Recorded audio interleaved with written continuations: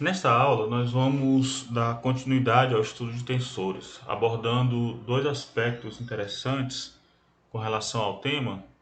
Primeiro, vamos falar da regra do quociente e depois vamos discutir a natureza de alguns tensores interessantes, né? Também chamados de pseudotensores. A gente começa relembrando as equações 2,82, tá? E a gente lembra que nós partimos do ponto de vista de que se AI e BJ são vetores, como já foi considerado anteriormente, é fácil nós mostrarmos ou considerarmos que AI e BJ é um tensor de segunda ordem. Então, se AI e BJ são vetores, né, ou tensores de primeira ordem, então o produto AI-BJ é um tensor de segunda ordem. Então nós devemos lembrar algumas dessas propriedades que estão aqui nas equações 282, tá? Aqui a gente observa que, conforme a nossa restrição para sistemas cartesianos, nós escrevemos os índices, né, como índices inferiores, tá? A gente observa isso, ó. E considerando, por exemplo, que A e B são tensores conhecidos, né, com uma ordem de cada. Esse A aqui é um tensor arbitrário, tá bom? Mas o B a gente consegue determinar a ordem dele. Aqui o B é um tensor de ordem zero. Aqui é um tensor de primeira ordem ou um vetor. Aqui é um tensor de segunda ordem, né? E assim por diante. Aqui é um tensor de terceira ordem. Muito bem, então o que nós temos é que em cada caso, esse K aqui, olha, é uma quantidade, nós não conhecemos a natureza dele ainda, tá? Então o que nós queremos é estabelecer as propriedades de transformação do K, porque se eu souber as propriedades de transformação do K, eu consigo dizer se o K é um tensor ou, uma vez que eu determinar isso, se ele é um tensor de primeira ordem, de segunda ordem, terceira ordem e assim por diante. Muito bem, então nesse caso, a regra do quociente diz o seguinte, olha, ela diz que se a equação de interesse for válida em todos os sistemas de coordenadas cartesianos rotacionados, tá? Ou seja, aqui eu estou querendo saber se essas equações são válidas em qualquer sistema de coordenadas cartesiano rotacionado ou não. Então, se isso é verdade, se a equação for válida no sistema de coordenadas cartesianas rotacionados, K é um tensor da ordem de cada. Por exemplo, se essas equações são válidas, então K é um tensor de primeira ordem aqui, K é um tensor de segunda ordem aqui e aqui, K é um tensor de quarta ordem aqui e assim por diante. Então, é interessante notar que essa relação ou esse conceito é importante na teoria física porque a regra do quociente estabelece a natureza tensorial das quantidades. É o equivalente à análise dimensional de equações escalares que nós já conhecíamos, tá? Que a gente estudou lá na Física 1 ou na Introdução à Física, né? nos cursos básicos de Física. Então, só para a gente entender um pouquinho, o exemplo 2.8.1, nós vamos considerar aqui a equação clássica do movimento, que é a equação matemática, olha, a equação vetorial da lei de Newton, né? Então diz que a força é dada pelo produto de m vezes derivada temporal da velocidade, ou seja, a aceleração, tá bom? Então o que a gente tem? Se a força é uma grandeza vetorial, se a força é um vetor e m é um escalar, então a regra do quociente diz que esse termo aqui, olha, v ponto, ou seja, a derivada temporal da velocidade, a aceleração, também é um vetor. Então, se aqui eu tenho um escalar, aqui eu tenho uma quantidade que eu não conheço, que é a aceleração, e aqui eu tenho uma quantidade que eu conheço, que é um vetor, então, para manter essa igualdade, esse ente aqui, ou seja, o v ponto, ou seja, a aceleração tem que ter natureza vetorial. Tá bom? Bem, em outras palavras, o caráter de vetor da força, o caráter vetorial da força, como termo essencial, né, do membro da direita, impõe esse caráter vetorial sobre a aceleração, uma vez que esse aqui é um escalar Então, tudo isso aqui tem que ser vetorial. Se esse é um escalar, então esse cara aqui, olha, o v ponto tem que carregar a informação ou o caráter vetorial do membro da esquerda. Um outro exemplo fala da equação de onda eletrodinâmica. A equação de onda eletrodinâmica pode ser expressa assim, olha, tá? Como o laplaciano, essa segunda derivada aqui, olha, de A mi igual a J mi. Esse A é o potencial vetorial magnético, tá? O J é a densidade de corrente. Então, esse termo aqui, ó, é o laplaciano, que é dado pela segunda derivada, olha, segunda derivada da função, no caso é o potencial vetorial, C2 derivada parcial no tempo, né? Então, aqui a gente tem que esse d2 aqui representa o laplaciano quadridimensional, tá? Então ele vai ser 1 sobre C2, d2 dt2 menos o laplaciano espacial, tá? Espacial. Então perceba que o laplaciano quadridimensional envolve a utilização de 4 dimensões. São 3 dimensões espaciais que estão aqui no laplaciano espacial, que é o que a gente conhecia até agora, tá bom? Mais um termo que não envolve derivação no espaço, mas a derivação no tempo. Então, as 4 dimensões aqui correspondem a 3 dimensões espaciais, x, y, z, e uma derivada temporal, ou seja, uma grandeza ou uma dimensão temporal. Então, esse aqui envolve, né, define o laplaciano quadridimensional. Muito bem, então o que nós temos? Ó?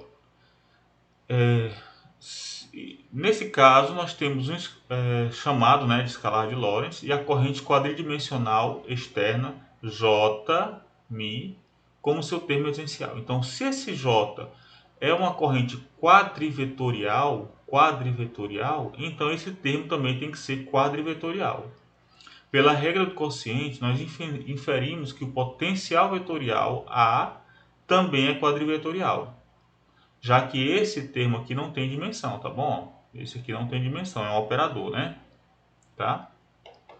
Então, se a corrente essencial é um quadrivetor, né, o J é um quadrivetor, o potencial vetorial deve ser de ordem 1 pela regra do quociente. Então, aqui a gente consegue enxergar a regra do quociente como sendo uma substituta para a divisão ilegal de vetores. Você lembra por que aqui é divisão ilegal? Porque eu não posso, a priori, ou estritamente falando, né, se eu for considerar a validade matemática dessa operação, eu não posso dividir um vetor por outro, tá? Eu não posso dividir um vetor por outro. Não é definida, né, a operação de divisão de um vetor por outro. Mas isso aqui, a regra do quociente, funciona como se fosse uma substituta, um equivalente para essa divisão ilegal de vetores. Tá? Ilegal porque matematicamente não tem como, não é definida essa divisão. Mas, por exemplo, se aqui eu tiver MA igual a F, se eu pegar o V ponto, que é a aceleração, e dividir, olha, passar dividindo, então eu vou ter a massa. Então a massa vai ser um vetor dividido por outro vetor, vai dar uma coisa que é escalar. Tá bom? É disso que ele está falando. Mas essa divisão aqui não pode ser calculada porque essa força e essa aceleração são vetores, portanto eu tenho que dividir levando em conta módulo, direção e sentido. E essa operação não é definida. Muito bem, então olha, um outro ponto interessante é as nossas transformações de coordenadas com relação às rotações. Mas a gente sempre considera as transformações de coordenadas com relação à rotação em torno de um eixo, né, ou por um ângulo φ, um ângulo θ. Vamos considerar agora qual é o efeito das reflexões ou inversões. Por exemplo, aqui nós temos o sistema x1, x2, x3, que pode ser x, y, z, né? Tá bom? x1, x2, x3 E aqui nós temos o vetor R. O que acontece então se eu inverter o sistema de eixos? Por exemplo, né? O x3 vira x3', tá? O x1 vira x2', apontando em sentido contrário. O x3 também, olha, sentido contrário. E o x2, que apontava para cima, vira x2', tá? Apontando para baixo. O que eu fiz foi pegar cada termo desse, ó, xi igual a menos x'I, tá? Mas o vetor R, ele não muda a sua orientação espacial, ele não é afetado pela inversão do sistema de coordenadas. Essa inversão, ou essa inversão de sentido aqui é também conhecido como uma transformação de paridade. Então o que a gente observa é que o R', o novo R' aqui, ó, tá bom? Esse R' aqui, ele permanece invariável com relação ao R. Eles são iguais. Então, esse R' é um R que depende de x'1, x'2, x'3, tá? Então, esse R', nesse novo sistema aqui, quando eu inverti, ele é dado por isso. Mas comparando com o sistema antes da inversão, ele é menos x1, menos x2, menos x3. Então, nesse caso, a inversão do sistema de coordenadas não afeta, né, não afeta a minha propriedade vetorial em si. Ele continua sendo imutável, tá bom? Portanto, esse novo vetor R tem componentes negativas em relação ao novo conjunto transformado de eixos. Foi isso que a gente viu. Então, como mostra a figura, inverter as direções dos eixos coordenados e inverter os sinais dos componentes resulta em R' igual a R. Tá? O vetor, que a gente está representando aqui por uma seta no espaço, fica exatamente como era antes. Em outras palavras, a minha grandeza física, o meu elemento físico, ela não é alterada pela maneira como eu vejo o espaço. Se eu observar o espaço dessa maneira ou dessa maneira, invertido, a minha propriedade física, a natureza não vai ser afetada com a maneira como eu enxergo o universo, como eu enxergo a natureza, tá? A posição, o vetor posição R e todos os outros vetores cujos componentes se comportam dessa maneira são chamados de vetores polares, que têm paridade ímpar. Vetores polares, tá?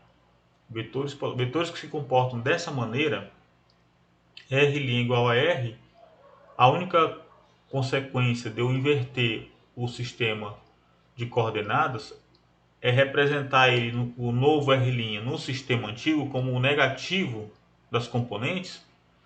Aí mostra para nós, define para nós o que nós chamamos de vetores polares.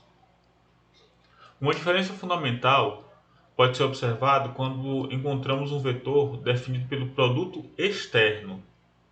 Aqui é um ponto interessante, olha.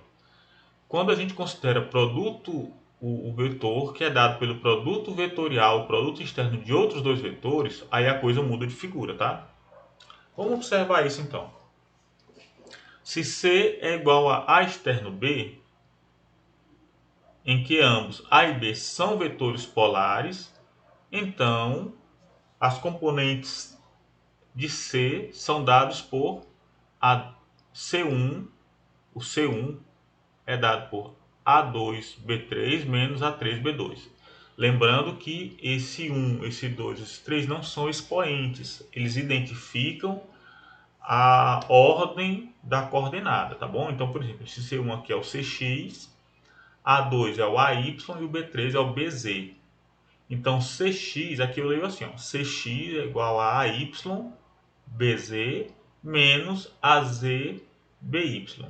Lembra que esse termo aqui vem do determinante, tá? Que a gente usa para calcular o produto vetorial, é o determinante. E assim por diante. Quer dizer, quem é o C2? O C2 vai ser A1, B3 menos A3, B1. Tá? E assim por diante, né? Seguindo aqui o C1, o C2 e o C3. Agora, quando os eixos são invertidos, o AI vira menos I'I. O BJ vira menos BJ, B'J. mas por sua definição o CK vira mais CK'. Isto é, nosso produto vetorial externo não se comporta como um vetor polar. Tá? Distinguir esse tipo de vetor aqui dos vetores polares, tá? O vetor polar obedece essa regra, mas o vetor produto vetorial, esse C aqui, ele não obedece a regra, tá vendo? Se eu fizer a inversão de x, y, z para x', y', z', o meu vetor C, ele não aparece o sinal de menos aqui, tá? Que é característico dos vetores polares. Então, para distinguir isso, nós vamos rotular esse pseudo-vetor ou vetor axial, tá bom? Que tem paridade par. Lembra que o vetor polar tem paridade ímpar, né? O termo vetor axial é frequentemente usado porque esses vetores externos costumam aparecer a partir de uma descrição de rotação. Então, vamos entender. Vetor que obedece essa regra são os vetores polares. Vetores que não obedecem ela, debaixo de uma inversão, de uma operação de inversão, são chamados de vetores axiais. Alguns exemplos são velocidade angular. Olha aqui, ó. A velocidade angular é dada por ômega externo R. Né? Momento angular orbital, L, R externo P. Lembrando, ômega, velocidade angular, R é a posição radial, V é a velocidade tangencial, né? Momento angular orbital, L é igual a R externo P. O P e o R, eles obedecem. O R e o P obedecem a inversão ou a regra, né, que define os vetores polares, mas o L não. O torque, que é o N, né? O torque. R e F obedecem, mas o N não. E o campo de indução magnética B, esse gradiente, aliás, o operador del e o campo elétrico obedecem, mas esse B bem aqui, variando o tempo, não. Tá? Para enxergar melhor, vamos observar a seguinte figura. Mostra, por exemplo, dois vetores, aliás, vários vetores, e o modo como eles se transformam se nós refletirmos ele a partir de um plano M vertical, como a gente pode observar, tá bom? Então esse aí é um plano M, ó, tá bom? Que serve de espelho. A gente tem um vetor A, B, D, E e U. Então a gente observa que o vetor A se transforma no vetor A'. E o vetor B se transforma no vetor B'. E assim por diante, tá? Nós percebemos que se o vetor é ortogonal ao plano M, se o vetor é ortogonal ao plano M, como é o caso do A, por exemplo, ele troca de sentido na reflexão. Tá vendo? O A, ele é ortogonal ao plano M, então ele muda de sentido na reflexão. Ele se torna uma linha apontando em sentido contrário. Agora, se ele for paralelo ao plano, como esse vetor B, o vetor U ou o vetor D, eles permanecem, na reflexão, eles permanecem imutáveis. Então, o B aponta para dentro da tela, o B' também. O U aponta para fora da tela, o U' também. E o D aponta para baixo, o D' também. Tá? Agora, se um vetor, no caso geral, né, ele tem componentes, como esse vetor tem componentes que são perpendiculares, tá? Ou paralelos, a componente paralela se mantém imutável, mas a componente perpendicular é invertida. Consegue observar isso com o vetor E e o vetor E'? Muito bem. Agora vamos observar o que acontece com o produto vetorial. Essa outra figura mostra o produto vetorial de A por B. B está apontando para dentro da tela. Então, quando eu faço, usando a mão direita, A externo B, eu vou ter C. Esse C é o produto vetorial, o C é o produto vetorial de A por B. Agora, o que acontece se eu considerar agora o produto vetorial de A' por B'? Quando eu faço A' externo B', eu vou ter C' apontando para baixo. Mas uma coisa que é interessante é que o C, que é o produto vetorial de A por B, ele é paralelo ao espelho, paralelo ao plano M de inversão. Tá? Ele é paralelo. Portanto, pelo que nós já observamos anteriormente, se ele é paralelo, ele não sofre efeito na reflexão.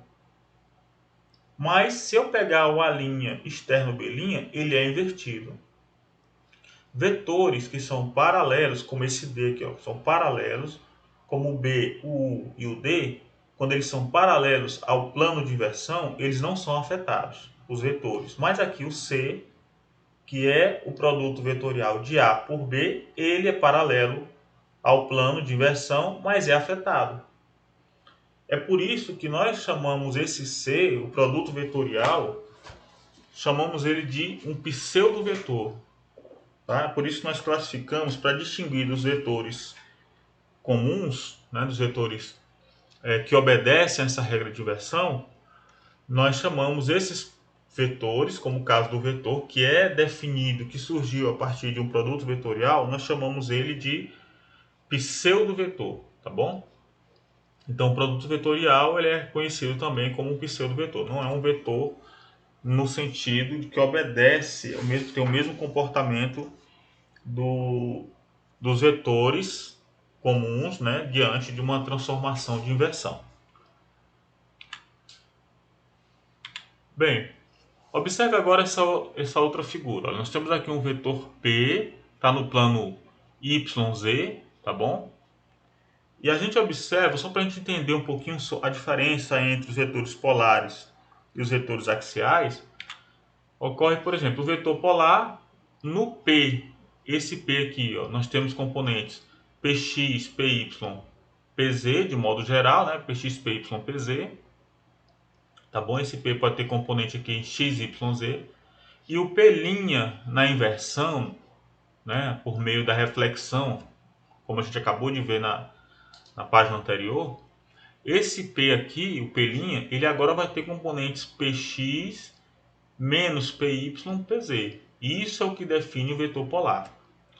Por outro lado, nessa figura nós temos o vetor μ, por exemplo, o vetor momento de dipolo magnético, e aí eu tenho uma corrente elétrica que circula numa espira dessa maneira, tá? Então, pela regra da mão direita, girando com os dedos, 4 dedos, ao longo da corrente, o polegar vai apontar na direção de μ. Agora observe, esse μ aqui ele tem componente x, y, z. Na reflexão, a corrente vai aparecer como? Ela vai aparecer assim, ó. Tá? Usando a mão direita, o μ', esse μ não vai se transformar apontando assim, como no caso do P, ó. O μ está mais ou menos aqui na mesma direção do P. Então o μ não vai aparecer para lá, mas vai aparecer para baixo. Usando a regra da mão direita, esse μ' vai ser transformado, é a resposta, é o resultado da reflexão desse μ transformado no plano, na reflexão lá nesse plano XZ. Quando isso acontece, vetores como o μ que se comportam assim são chamados de vetores axiais. Olha, o μ tem componentes μx, μy e μz, mas o μ' tem componentes menos μx, ao inverso daquele, μy positivo, ó, e μz negativo. Percebeu a diferença? Percebeu a diferença? Olha. Então aqui é mais uma forma da gente enxergar melhor, né, o que significa essa questão dos vetores polares e vetores axiais.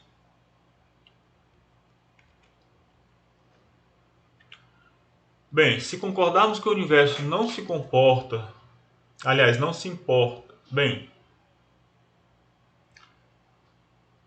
se concordarmos que o universo não se importa se usamos o sistema de coordenada destrogiro-levogiro, então não tem sentido adicionar um vetor axial a um vetor polar.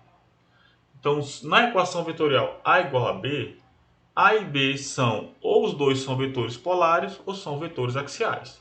tá? Não dá para somar um vetor axial com um vetor polar, tá? Então, em geral, pseudoescalares, pseudovetores e pseudotensores se transformam dessa maneira, ó, tá? Pseudoescalares, pseudovetores, pseudotensores se transformam dessa maneira, onde J, esse J aqui, ó, tá? Esse J é o determinante do arranjo dos coeficientes AMN, ou seja, o jacobiano da transformação de paridade. Nós já falamos sobre jacobiano anteriormente, né? Em nossa inversão, o jacobiano é dado por, olha só, todos os termos nulos, a menos o da diagonal principal, que é menos 1. Tá? Para uma reflexão em torno do eixo x, nós vamos ter menos 1, 1 e 1. Tá bom? E assim por diante. Quando a gente calcula esse jacobiano aqui, olha, quando a gente calcula esse jacobiano, aliás, esse determinante e esse determinante, nós vamos ter igual a menos 1 também. Muito bem, uma simplificação na escrita dos tensores, agora voltando para a teoria dos tensores mais propriamente dita, nós temos que uma notação interessante é a notação tridimensional Levi-Civita, epsilon e jk. Esse epsilon e jk simplifica a notação quando a gente vai descrever os tensores, porque a gente utiliza essa convenção aqui, olha. O epsilon 1, 2, 3 é igual ao epsilon 2, 3, 1 e ao 3, 2, 1. O que nós estamos fazendo? Nós estamos trazendo, levando um lá para trás, andando aqui ó, no sentido horário, o 1 levando lá para trás, aí vai ficar 2, 3, 1, e depois levando o 2 lá para trás, vai ficar 3, 1, 2. Esses termos aqui têm valor igual a 1. Agora, se a gente fizer o contrário, se a gente fizer, por exemplo, trazer o 2 para cá, para frente, ó, tá? Para ficar 2, 1, 3, e depois levar o 3 para frente, para ficar 3, 2, 1, numa rotação anti-horária dos índices, o valor desse coeficiente aqui vai ser menos 1. Nos outros casos, nas outras combinações, tudo dá zero.